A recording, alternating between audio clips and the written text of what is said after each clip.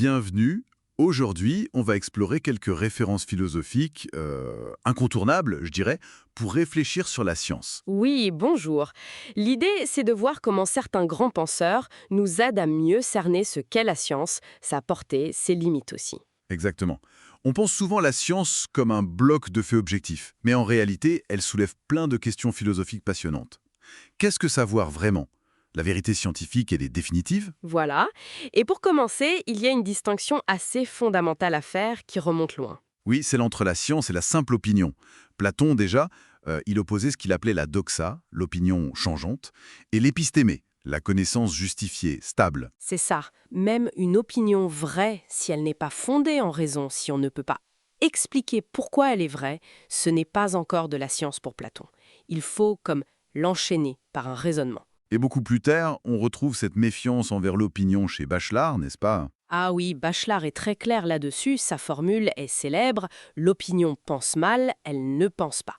Pour lui, la science se construit contre l'opinion, contre le savoir immédiat, les premières impressions. C'est une rupture nécessaire en quelque sorte. Absolument, il parle de coupure épistémologique, la science demande un effort pour dépasser le sens commun, pour construire son objet. D'accord. Et cette construction, elle demande une méthode. On pense à Descartes, là, forcément. Oui, Descartes, c'est la quête de la certitude. Il est frappé par la clarté des maths, la géométrie, l'arithmétique. Et il veut appliquer cette rigueur à toute connaissance. Avec ses idées claires et distinctes. Voilà, atteinte par l'intuition pour les principes de base évidents et par la déduction logique pour en tirer les conséquences. C'est vraiment une recherche de fondement absolu par la raison. Mais est-ce que c'est le seul but assigné à la science? Auguste Comte, par exemple, a vu une autre vision. Oui, plus tard, avec le positivisme, Comte met l'accent sur l'utilité. L'état positif, c'est quand la science cherche les lois des phénomènes pour prévoir et pour agir. Sa formule, science d'où prévoyance, prévoyance d'où action. C'est plus pragmatique. Mais alors, comment on sait qu'une théorie est vraiment scientifique? Qu'est-ce qui fait la différence? C'est une question clé. Et là, Karl Popper apporte un critère très influent, la réfutabilité ou la falsifiabilité. Ah oui, l'idée qu'une théorie doit pouvoir être testée et potentiellement prouvée fausse. Exactement. Une théorie qui peut tout expliquer, qui ne prend aucun risque d'être contredite par une expérience future, n'est pas scientifique pour Popper. La science avance en éliminant les erreurs par conjecture et réfutation. Donc la vérité scientifique serait toujours provisoire, vraie jusqu'à preuve du contraire. C'est ça. Une vision de la science en perpétuelle correction. C'est une belle image, mais est-ce que ça décrit vraiment comment la science fonctionne au quotidien, dans les labos, les communautés? C'est là que Thomas Kuhn apporte une perspective différente, peut-être plus sociologique, historique.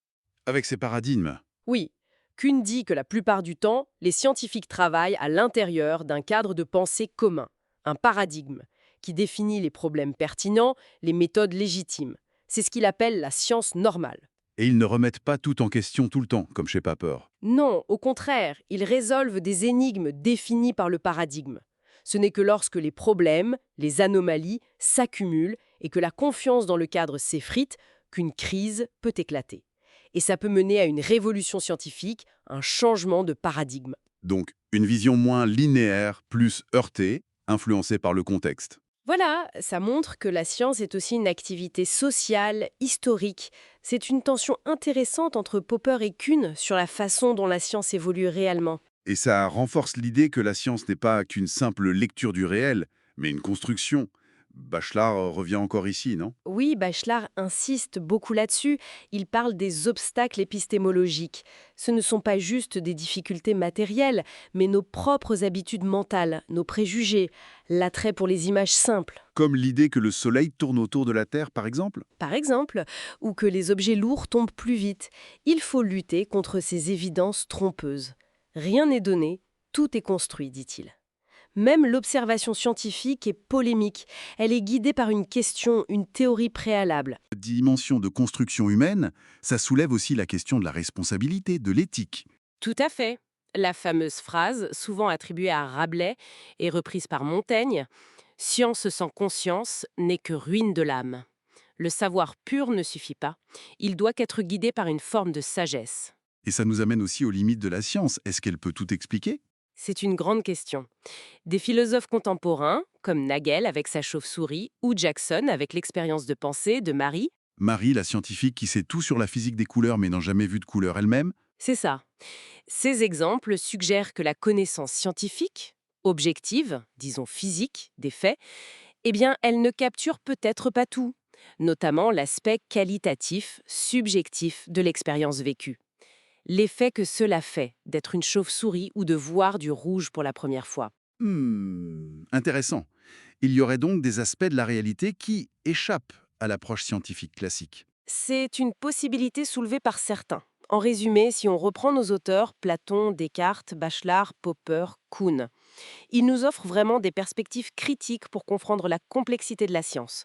Sa définition, sa méthode, sa fiabilité, son but, tout ça est matière à débat philosophique. Oui, on voit bien que la science est loin d'être un domaine figé ou une simple collection de vérités. C'est une aventure intellectuelle pleine de questions. Se questionner sur la science, finalement, c'est se questionner sur la connaissance elle-même. Exactement. Et peut-être, pour laisser une dernière piste de réflexion, en écho à Bachelard, le plus grand défi de l'esprit scientifique, ce n'est pas juste de comprendre le monde extérieur. Mais aussi de comprendre et de corriger nos propres biais, nos propres ombres mentales dans notre façon de connaître. Voilà.